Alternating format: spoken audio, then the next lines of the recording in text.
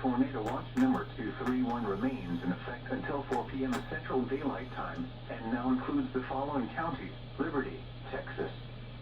Remember, a tornado watch means the conditions are favorable for the development of severe weather, including tornadoes, large hail and damaging winds, in and close to the watch area.